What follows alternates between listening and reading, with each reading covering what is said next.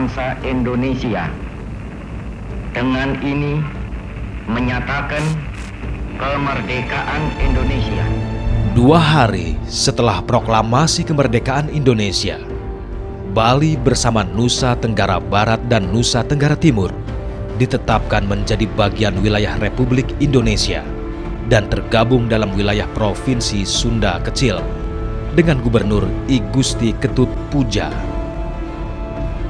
Di Pulau Bali, meski Jepang telah menyerah kepada sekutu, namun sikap mereka tak segera melunak pada pemerintahan Republik Indonesia.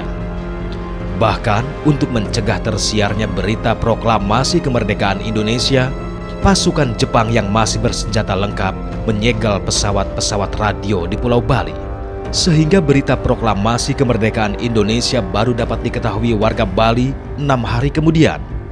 Rakyat Bali pun menyambut berita kemerdekaan ini dengan penuh sukacita. Di kota Singaraja dan Denpasar, para pemuda merespon dengan antusias. Untuk mendukung proklamasi kemerdekaan, para pemuda membentuk Organisasi Angkatan Muda Indonesia atau AMI pada tanggal 31 Agustus di Denpasar. Selain itu, dibentuk pula Badan Keamanan Rakyat atau BKR. Mereka inilah yang gencar menyebarluaskan berita proklamasi ke seluruh pelosok Pulau Bali. Terdengarnya beberapa hari, jadi beberapa hari kemudian terdengar itu. Ketika sudah terdengar, lalu tokoh-tokoh Republik yang terpelajar, yang bekas pelajar jadi menjadi tentara pelajar sebelumnya, itu sudah mulai bergerak, seperti melakukan kampanye show ke daerah-daerah, juga mendekati raja-raja yang dulunya tunduk. Untuk kita sekarang sudah merdeka, kita sudah menjadi Indonesia, mari kita dukung perjuangan kemerdekaan ini. Segenap rakyat Bali terus berjuang demi kemerdekaan Indonesia, termasuk pula seorang pejuang Bali bernama I Gusti Ngurah Rai. I Gusti Ngurah Rai dilahirkan pada tanggal 30 Januari 1917 di Desa Carangsari, Petang, Badung, Bali. Setelah lulus sekolah menengah pertama, dia masuk sekolah kader militer Prayoda Bali, kemudian melanjutkan pendidikan perwira cadangan di Magelang dengan pangkat Letnan II.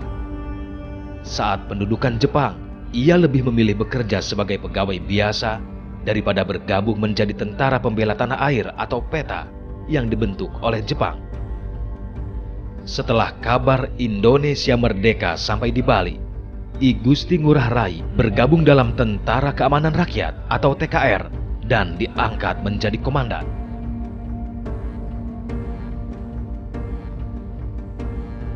(18 Februari 1946), kelompok sekutu yang tergabung dalam Allied Force Netherlands East Indie atau AFNE datang ke Pulau Bali.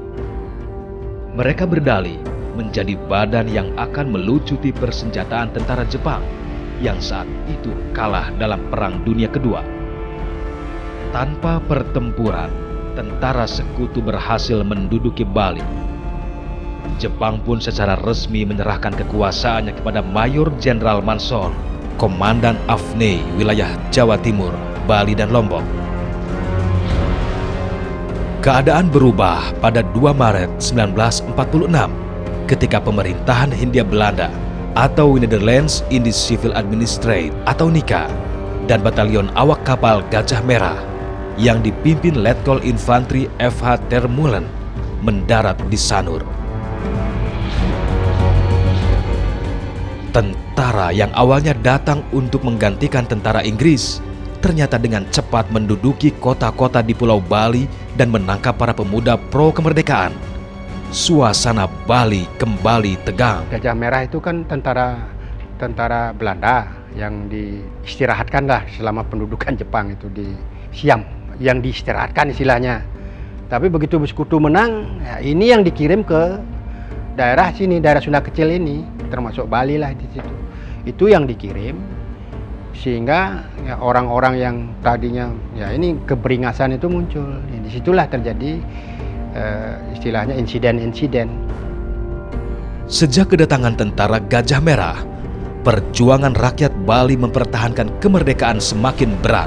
Apalagi para personil pemerintahan Hindia Belanda atau Nika berhasil mendekati sebagian raja-raja Bali untuk bekerja sama menentang kemerdekaan Republik Indonesia dengan mendirikan Laskar Anti-Republikan.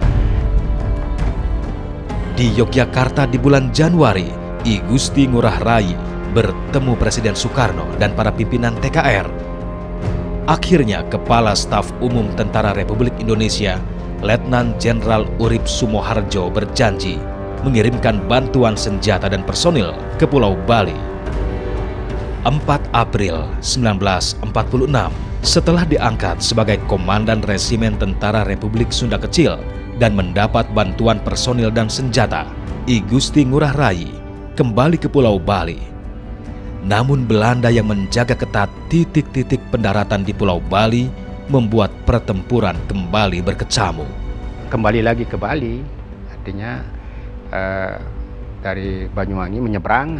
Ini sering di dalam lalu lintas Jawa Bali itu Belanda melakukan patroli di Gilimanuk itu kan, sepanjang pantai-pantai yang disinyalir sebagai tempat pendaratan itu dijaga ketat, sehingga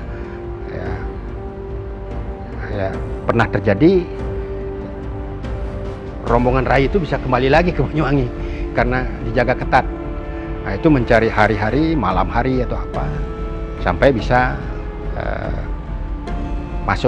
masuk ke Bali. Selain rombongan tentara I Gusti Ngurah Rai, pada hari yang sama 138 orang tentara bantuan dari Pulau Jawa yang dipimpin Kapten Markadi juga diberangkatkan dari Pelabuhan Banyuwangi ke Pulau Bali. Itu yang disebut pasukan M. Ini yang memperkuat pertahanan Bali itu. Tapi setelah perjalanan Juni-Juli itu Markadi kan sudah terpencar semua. Markadi kembali ke Jawa. Itu kembali ke Jawa itu ditembakin juga. Markadi selamat, tapi teman-temannya ada yang tewas di laut. Sesampainya di Pulau Bali pada 14 April 1946, Letnan Kolonel I Gusti Ngurah Rai menggalang kekuatan. Di daerah Munduk Malang, daerah terpencil di Tabanan, berbagai badan perjuangan bergabung di Markas Besar Umum Dewan Perjuangan Rakyat Indonesia Sunda Kecil. Tentaranya beberapa saja, tidak banyak. Ya, yang banyak kan yang PRI itu, PRI atau Pesindo itu kan. Itu sehingga jumlahnya awal itu menurut catatan itu sekitar 800 orang antara tentara dengan sipil, artinya organisasi tentara TRI dengan organisasi sipil itu PRI sama Pesindo itu bergabung, dia membuat sebuah badan perjuangan yang diberi nama Dewan Perjuangan Rakyat Indonesia, DPRI itu. Ini yang melakukan gerakan perlawanan terhadap tentara Nika, artinya pemerintah Nika, yang didukung oleh raja-raja. Sudah mulai di situ, sudah mulai meletus perang, konflik itu sudah menjadi perang, artinya perlawanan gerilya lah itu. Ya, Tabanan, Tangsi Tabanan ini terjadi kontak senjata.